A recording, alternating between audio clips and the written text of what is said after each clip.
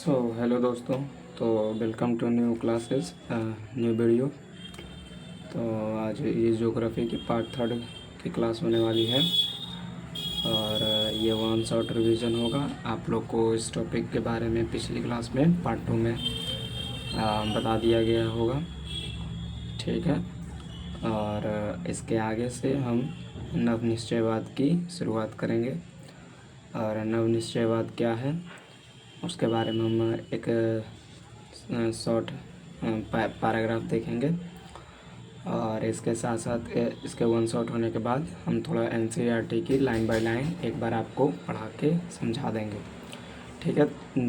तो जितने भी स्टूडेंट हैं जो पिछली वीडियो नहीं देखे हैं, कृपया वो जाके सारी वीडियो एक बार देखें, उसके शॉर्ट नोट बनाएं और अच्छे से पढ़ाई करें और आने वाले 2026 के बोर्ड एग्ज़ाम में बेहतर से बेहतर अपना दे पाएँ। और मेरी गुजारिश रहेगी कि हम अपना 100% आपको दें और इस ऑनलाइन यूट्यूब के माध्यम से आप लोग को जितना से जितना नंबर उठाना हो आप प्राप्त कर सकते हैं। तो आइए चलिए स्टार्ट करते हैं। और आप लोग को एनसीईआरटी की फर्स्ट चैप्टर ईंटें मन की और अस्थियाँ पढ़ा दी गई है, उसकी वन शॉट रिवीजन भी करवा दी गई है। तो आप लोग नहीं देखे हैं तो उसके जाके देखें और उसके शॉर्ट नोट बनाइए और रिवीजन करिए। जितना रिवीजन करिएगा उतना आपके आने वाले बोर्ड में सहायक होगा। तो ठीक है दोस्तों, तो चलिए नव निश्चयवाद क्या है उसको हम देखते हैं। यह निश्चयवाद और संभववाद के बीच का रास्ता है। इसे रुको और जाओ निश्चयवाद भी कहा जाता है, ठीक है। निश्चयवाद और संभववाद, जो निश्चयवाद था जिसको हम पर्यावरणीय निश्चयवाद भी कहते हैं, ठीक है। तो और उसके और संभववाद के बीच का जो रास्ता है उसी को हम नव निश्चयवाद कहते हैं। इसका अर्थ होता है कि हम ज़्यादा प्रकृति को भी हानि ना पहुंचाएं और हम अपने जो इन्वेंशन है, आविष्कार चीज़ें हैं उस पर लगाम दें, ठीक है। जैसे ऐसे एग्जांपल समझिए, जैसे गर्मी के लिए ह्यूमंस क्या है, कूलर का इस्तेमाल, कूलर बनाया, एसी बनाए, तो उससे निकलने वाली जो मोनो कार्बन शायद गैस, तो जैसे ह्यूमंस थे तो जैसे एसी, उन्होंने एसी का आविष्कार किया गर्मी से बचने के लिए। तो उसमें जो मोनो कार्बन जो गैस होती है वो ओजोन परत को छिद्र करती है। तो वो प्रकृति को भी हानि पहुंचाते हैं और अपने आप को भी हानि पहुंचाते हैं। तो एक नवनिश्चयवाद है कि हम ना पृथ्वी को हानि पहुंचाएं और ना ही पूरी तरह से मानव को प्रभावित करें। उसके बीच के रास्ता को हम अपनाएं, ठीक है। इसके अनुसार मनुष्य ना तो पूरी तरह से प्रकृति को बदल सकता और ना तो प्रकृति पूरी तरह से मानव को प्रभावित कर सकती है, ठीक है। प्रकृति पूरी तरह से मानव को प्रभावित नहीं कर सकता और मानव प्रकृति को प्रभावित नहीं कर सकता है, ठीक है। यही दोनों के बीच का रास्ता है कि मानव केवल प्रकृति के अनुसार ही अपने आप को ढाल सकता है। मानव केवल प्रकृति के अनुसार ही अपने आप को ढाल सकता है। अब जैसे बरसात आती है तो बरसात से बचने के लिए ह्यूमंस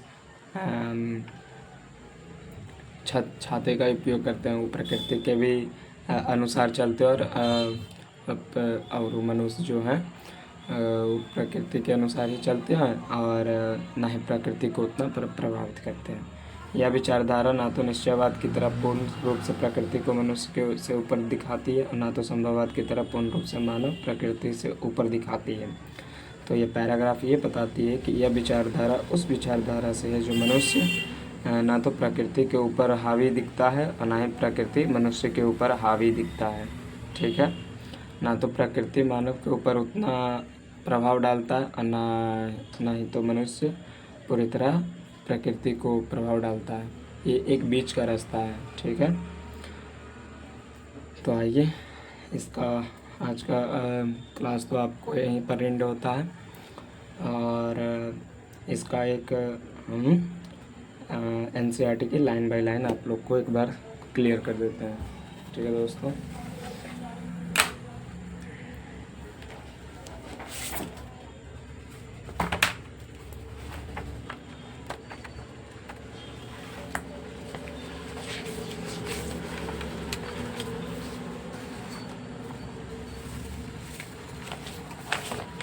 तो दोस्तों आपको यहाँ तक हमने उस लास्ट वाली क्लास में आपको यहाँ तक बता दी थी। उसके आगे से हम इसकी शुरुआत करेंगे, तो इसको थोड़ा सा हम जूम कर देते हैं तो आपको दिखे।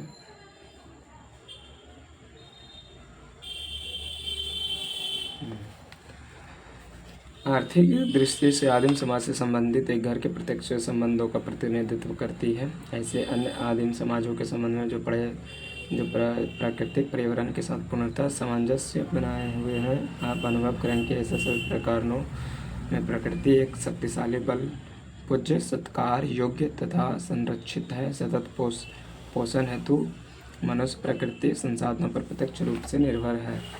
ठीक है, समाज के लिए भौतिक पर्यावरण माता प्रकृति का रूप धारण करता है।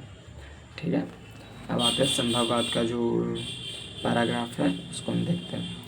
समय के साथ लोग अपने पर्यावरण और प्रकृति बलों को समझने लगे। समय के साथ जो लोग थे, व्यक्ति थे, पर्यावरण और प्रकृति के द्वारा दी जाने वाली जो बल थी, जो उन्हें फोर्स करती थी, उसको समझने लगे। अपने समाज, जैसे बारिश हो रहा तो बारिश होते चला आ रहा, हो रहा, जैसे मानव तंग आ गए थे। ठीक है, अपने सामाजिक सांस्कृतिक विकास के साथ मानव बेहतर और अधिक सक्षम प्रौद्योगिकी का विकास करते हैं। वे अभाव के अवस्था से स्वतंत्रता की अवस्था की ओर अग्रसर होते हैं। बहुत ही अच्छी लाइन है, देखिए क्या कहती है। अपने सामाजिक और सांस्कृतिक विकास के साथ मानव बेहतर और अधिक सक्षम प्रौद्योगिकी की विकास करते हैं। वो अपने समाज और सांस्कृतिक विकास के लिए एक टेक्नोलॉजी का विकास करते हैं जो उन्हें स्वतंत्रता और ग्रोथनेस की ओर बढ़ने में अग्रसर होते हैं। पर्यावरण से प्राप्त संसाधनों के द्वारा वह संभावनाओं को जन्म देते हैं। देखिए लाइन क्या कह रही है। पर्यावरण से प्राप्त संसाधन, जो पर्यावरण से संसाधन जो प्राप्त होते हैं वो संभावनाओं को जन्म देते हैं, मतलब होने वाली चीज़ों को जन्म देते हैं।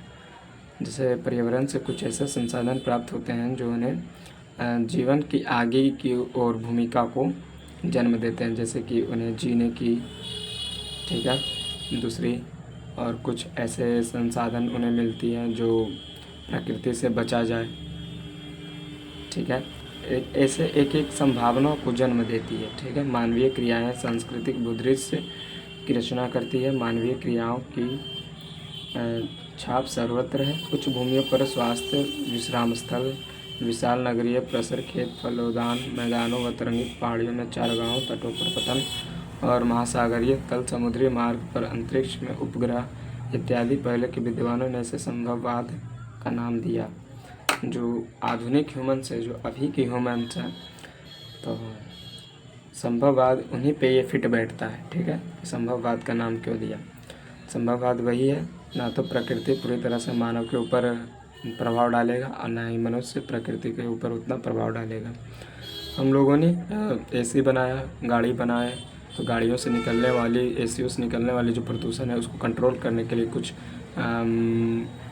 पोल्यूशन कंट्रोल करने के लिए कुछ ऐसे भी मशीनों का उत्पाद किया है जो उसे कम किया जाए। ठीक है, उसके साथ साथ इन्वायरमेंट के लिए हम लोगों ने बहुत सारे डिपार्टमेंट हैं हमारे देश में, और इंटरनेशनल जो चला रही है अभियान, उनके बहुत सारे अभियान चल रहे हैं इन्वायरमेंट के लेके। तो प्रकृति नहीं तो मनुष्य के ऊपर डिपेंड है,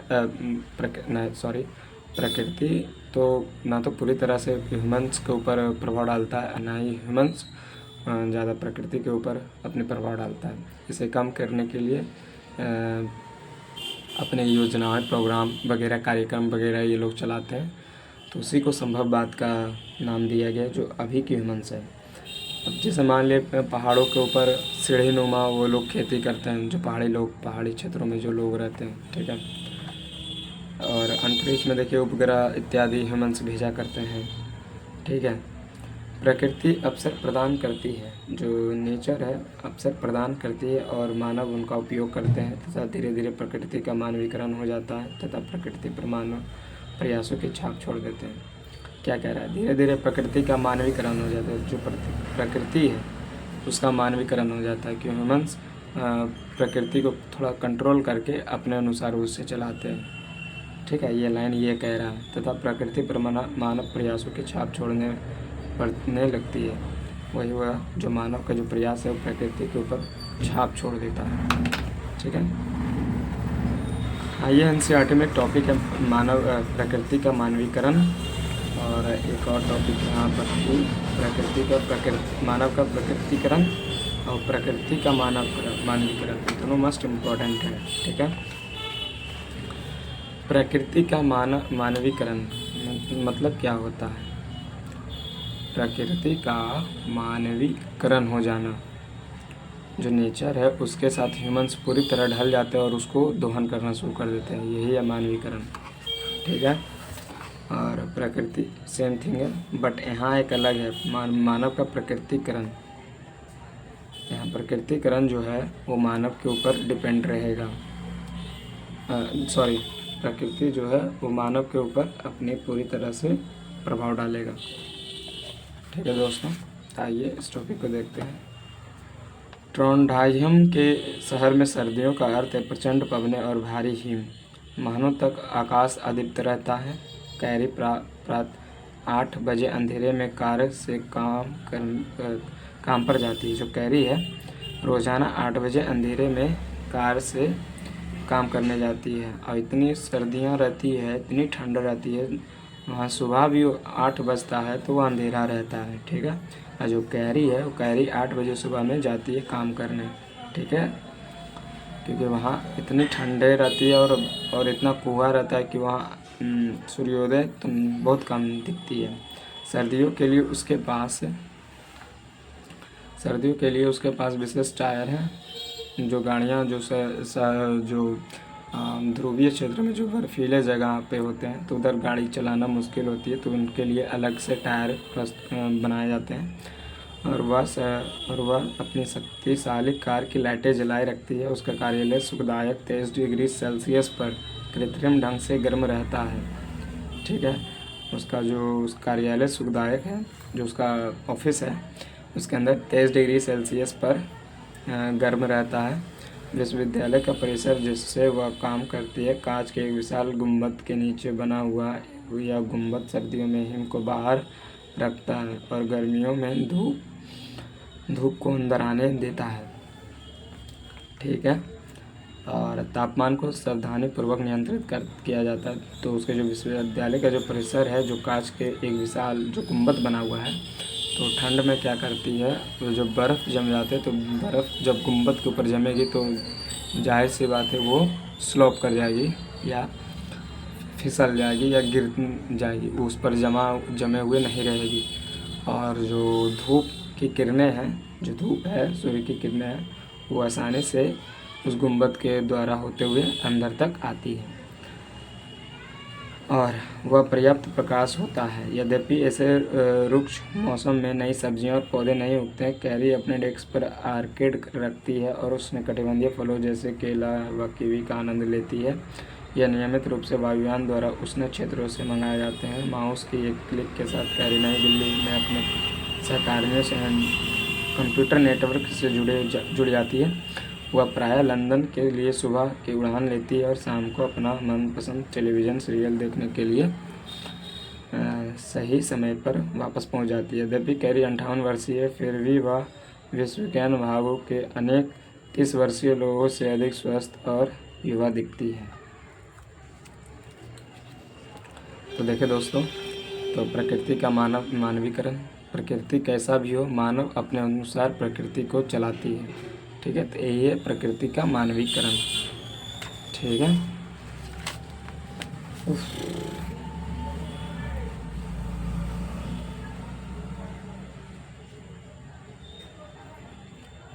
एक क्वेश्चन आपको बताना है, आपके एग्ज़ाम से जुड़ी हुई है।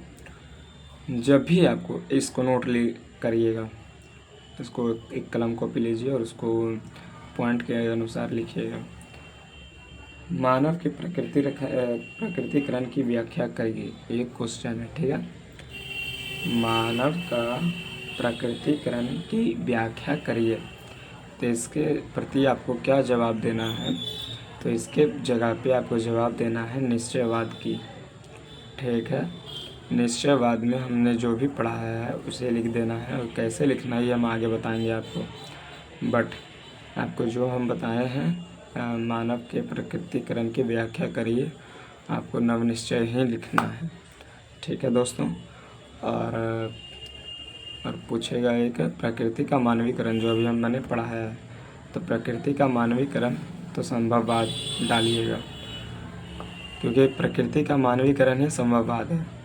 यहाँ पर जो मैंने कैरी का जो आपको स्टोरी बताया है, वो स्टोरी क्या था कि कितना भी प्रकृति क्यों ना हो, कि प्रकृति इतनी हार्ड भी क्यों ना हो, मनुष्य अपने अनुसार उसे ढाल ही लेगा, नहीं अपने अनुसार उसको चलाएगा। ठीक है, क्योंकि मानव धीरे धीरे मॉडर्न हो रहा है।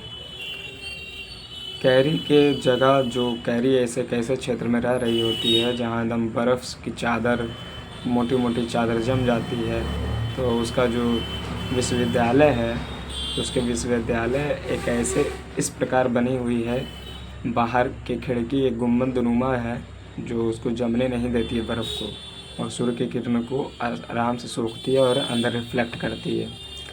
ठीक है, तो ह्यूमन सर्वाइव कर पाएंगे प्रकृति के मानवीकरण में, परंतु मानव के प्रकृतिकरण में ह्यूमन सर्वाइव नहीं कर पाएंगे तो डर के, और इसमें प्रकृति मनुष्य को अपने अनुसार चलाएगी मानव के प्रकृतिकरण में। समझ गए दोस्तों। तो एक आपका एक टॉपिक है नवनिश्चयवाद की। तो आइए नवनिश्चयवाद क्या है उसको देखते हैं। संभववाद तो आपको पढ़ाई दिया है।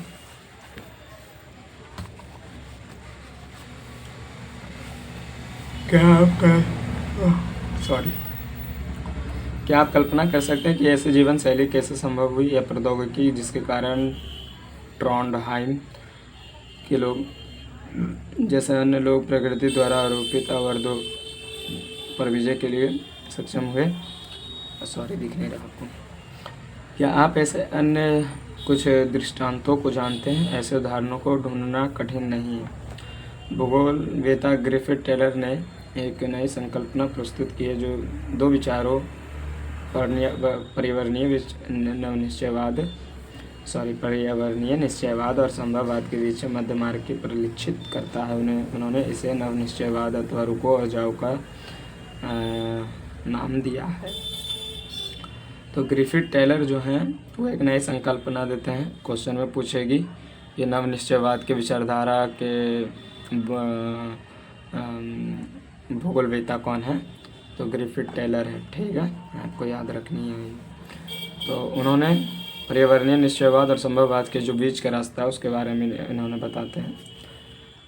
आप में से जो नगरों में रहते हैं और जो नगर देख चुके हैं जरूर जानते होंगे चौराहों पर यातायात का नियंत्रण बत्तियों द्वारा होता है। ठीक है, लाल बत्ती का अर्थ है रुको, एवं पीली बत्ती लाल और हरी बत्तियों के बीच रुककर तैयार रहने का अंतराल प्रदान करती है। ठीक है, और हरी बत्ती का अर्थ है जाओ। ठीक है, संकल्पना दर्शाती है कि ना तो यहाँ नितांत आवश्यकता की स्थिति है और ना ही नितांत स्वतंत्रता की दशा। इसका अर्थ है कि प्रकृति के नियमों का अनुपालन करके हम प्रकृति पर विजय प्राप्त कर सकते हैं। उन्हें लाल संकेतों पर प्रत्युत्तर देना होगा, और जब प्रकृति रूपांतरण की स्वीकृति दे दे तो वो अपने विकास के प्रयत्नों में आगे बढ़ सकते हैं। इसका तात्पर्य इन सीमाओं से है जो पर्यावरण की हानि ना करती हो संभावनाओं को उत्पन्न किया जा सकता है तथा अंधाधुंध रफ्तार दुर्घटनाओं में से मुक्त हो नहीं होती। विकसित अर्थव्यवस्थाओं के द्वारा चली गई मुक्त चाल के परिणाम स्वरूप हरित गृह प्रभाव, ओजोन परत अक्षय, भूमंडलीय तापमान, पीछे हटती हिम नदियाँ, निम्नकृत भूमियाँ नवनिश्चयवाद संकल्पना ढंग से एक संतुलन बनाए रखने का प्रयास करता है जो संभावनाओं के बीच अपरिहार्य चयन द्वैतवाद के निष्फल करता है। तो आपको पहले ही भी बता चुके थे कि नवनिश्चयवाद उस विचारधारा से जो ना तो प्रकृति को उतना दोहन करते और ना प्रकृति हमारी उतनी दोहन करती है। तो नवनिश्चय उसी को कहते हैं, ये दोनों बीच का रास्ता है। तो जो ग्रिफिथ टेलर है वो एक ट्रैफिक रूल नियमों पर आधारित एक थ्योरी प्रस्तुत किए थे। वो थी कि जैसे लाल बत्ती का अर्थ होता है रुको, पीली बत्ती लाल बत्ती के बीच रुककर तैयार रहने का अंतराल प्रदान करती है। इसीलिए इन्होंने नवनिश्चयवाद की संकल्पना को प्रस्तुत किया था। ठीक है, तो पर अब क्या है, कुछ है तो नहीं आपको पढ़ाने योग्य। एक टॉपिक है आपको मानव भूगोल के क्षेत्र और उपक्षेत्र। ठीक है, तो आइए दोस्तों देखते हैं मानव भूगोल के क्षेत्र और उपक्षेत्र क्या है। मानव भूगोल, जैसा कि आप अपने देखा, मानव जीवन के सभी तत्वों तथा अंतराल जिसके घटित होते हैं के मध्य संबंध की व्याख्या करने का प्रयत्न करती है। इस प्रकार मानव भूगोल की प्रकृति अत्यंत अंतर विषयक है। पृथ्वी पर तल पर पाए जाने वाले मानवीय तत्वों को समझने और उनकी व्याख्या करने के लिए मानव भूगोल विज्ञान के सहयोगी विषयों को साथ घनिष्ठ अंतरपृष्ठ विकसित करती है। ज्ञान के विस्तार के नए क्षेत्र का विकास होता है और मानव भूगोल के साथ भी ऐसा ही हुआ है। आइए मानव भूगोल के क्षेत्रों और उपक्षेत्रों का परीक्षण करें। तालिका 1.2 कहाँ है? 1.2 तो 1.2 ये है मानव भूगोल के क्षेत्र और उपक्षेत्र। देखिए, आप लोग को एक शॉर्ट ट्रिक हम बताते हैं। आप लोगों को देखे होंगे, एक चालक होता है और एक उपचालक होता है। चालक मीन्स ड्राइवर होता है और एक खलासी होता है। तो आप लोग इससे क्या समझते हैं कि जो ड्राइवर होता है पूर्ण रूप से उसको चलाने की स्वतंत्रता होती है कि डायरेक्ट जो ड्राइवर है वो अपने मर्जी से गाड़ी को पीछे आगे बढ़ा सकता है, परंतु खलासी के सहयोग से। ठीक है, तो जो खलासी होता है वो भी ड्राइविंग जानता है और ड्राइवर है वो भी ड्राइविंग जानता है, लेकिन एक ड्राइवर और एक चालक जो होता है वो एक गाड़ी में सवार रहते हैं। ठीक है, ऐसा आपको एरोप्लेन में भी देखा जाता है। पायलट होता है और एक उप पायलट होता है। 2 पायलट चलाते हैं एरोप्लेन को। ठीक है, हाँ, पायलट और को पायलट उसे बोलते हैं, पायलट नहीं बोलते हैं, हमको अभी याद आया। तो एक पायलट होता है और को पायलट होता है। ठीक है, तो मानव भूगोल के उपक्षेत्र क्या है और क्षेत्र क्या है, तो आइए देखते हैं। तो मानव भूगोल के क्षेत्र, तो सामाजिक भूगोल किसे कहेंगे हम? एक समाज जो होता है, समाज में आदमी होता है, आदमी का बिहेवियर देखा जाता है। ठीक है, फिर उस बिहेवियर के में जो उस समाज में जो लोग रहते हैं तो बिहेवियर उसमें देखा ही जाएगा, व्यवहार। फिर दूसरा क्या देखा जाएगा? उस समाज का जो क्या है, क्या होना है, क्या करना है, कैसा कल्याण होगा, किस आशय पर वो लोग रह रहे हैं, कैसा कल्याण करना है, तो उसे सामाजिक कल्याण कहते हैं। ठीक है, अवकाश का भूगोल, अब कोई समाज है तो अवकाश का भूगोल मतलब क्या होता है? समाज शास्त्र। ठीक है, उस अवकाश का भूगोल को समाज शास्त्र कहते हैं। फिर उस सामाजिक भूगोल में कैसे लोग, किस प्रकार, कैसी कल्चर है उनकी, तो उसको सांस्कृतिक भूगोल कहते हैं। फिर उस भूगोल में कितने लड़के हैं, कितने महिलाएं हैं, तो उसे लिंग भूगोल कहेंगे। उस सामाजिक भूगोल की कैसी इतिहास रही है, कैसे वो जो लोग हैं जिस भौगोलिक क्षेत्र में वो लोग रह रहे हैं उसके क्या इतिहास है, उसे हम ऐतिहासिक भूगोल कहेंगे। फिर उस क्षेत्र में जो लोग रह रहे हैं, समाज जो रह रही है, उसकी कैसी स्वास्थ्य व्यवस्था है। ठीक है, उसको हम चिकित्सा भूगोल कहेंगे। सामाजिक विज्ञानों के सहयोगी अनुशासकों का अंतरपृष्ठ, जो व्यवहारवादी भूगोल है उसे मनोविज्ञान कहेंगे। ठीक है, उसका जो क्या बिहेवियर है उसे साइकोलॉजी कहेंगे। साइकोलॉजी हुई मनोविज्ञान। सामाजिक भूगोल को सामाजिक विज्ञान या समाजशास्त्र भी बोला जाता है। सामाजिक कल्याण के भूगोल को कल्याण अर्थशास्त्र कहा जाता है। देखिए, कल्याण का भूगोल, उसको कैसा कल्याण करना है, मतलब उसको कैसे ऊपर उठाया जाए। तो अर्थशास्त्र में इंक्लूड हो गया ना एक वर्ड। सांस्कृतिक भूगोल, मानव विज्ञान, लिंग भूगोल, समाजशास्त्र, मानव विज्ञान, महिला अध्ययन, ऐतिहासिक भूगोल, इतिहास, चिकित्सा भूगोल, महामारी विज्ञान, नगरीय भूगोल, नगरीय अध्ययन और नियोजन कि नगरीय भूगोल में क्या करते हैं, सामाजिक भूगोल के व्यवहार भूगोल में क्या करते हैं, तो मनोविज्ञान को पढ़ते हैं। सामाजिक कल्याण के भूगोल में हम लोग क्या करते हैं, तो कल्याण अर्थशास्त्र पढ़ते हैं। ठीक है, ऐसे आपको पढ़ना है और याद रखना है। राजनीतिक भूगोल को राजनीतिक विज्ञान पढ़ते हैं, निर्वाचन भूगोल भी पढ़ेंगे और सैन्य भूगोल भी पढ़ेंगे। तो वैसे ही जनसंख्या भूगोल, जननांकिकी पढ़ेंगे हम लोग, आवास भूगोल, नगरीय ग्रामीण नियोजन पढ़ेंगे। ठीक है, आर्थिक भूगोल के कृषि भूगोल में कृषि विज्ञान पढ़ेंगे, आर्थिक भूगोल के उद्योग भूगोल में औद्योगिक अर्थशास्त्र पढ़ेंगे। ऐसे ही आप लोग इस प्रकार से पढ़ना है। ठीक है, तो आइए वन शॉट रिविजन हम लोग देखेंगे नवनिश्चयवाद की, संभववाद की,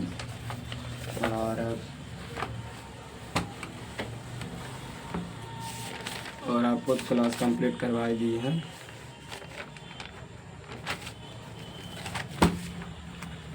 चैप्टर फर्स्ट में उतनी कुछ पढ़ने को नहीं है, सिर्फ 3 ही टॉपिक पढ़ने को है मुख्य रूप से, निश्चयवाद, संभववाद और नवनिश्चयवाद। ठीक है दोस्तों, इन्होंने आधुनिक मानव भूगोल का जनक फ्रेडरिक रेडजल को कहा जाता है। आधुनिक मानव का भूगोल का जनक फ्रेडरिक रेडजल को कहा जाएगा। उन्होंने अपनी किताब एंथ्रोपोजियोग्राफी में के अंदर मानव भूगोल का वर्णन किया। पहला भूगोलवेत्ता थे जो मानव भूगोल का वर्णन किया। परिभाषा आप लोग पढ़ लीजिएगा। मानव भूगोल की परिभाषा रेडजल के अनुसार मानव भूगोल मानव समाज और पृथ्वी के बीच संबंधों का संश्लेषित अध्ययन है। एलन से सैंपल मानव भूगोल स्थित पृथ्वी और क्रियाशील मानव के बीच परिवर्तनशील संबंधों का अध्ययन है। 3 विचारधारा, नियतिवाद, निश्चयवाद और संभववाद। ठीक है दोस्तों,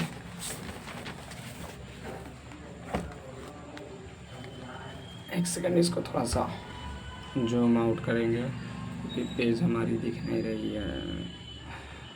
अब ठीक दिख रही है।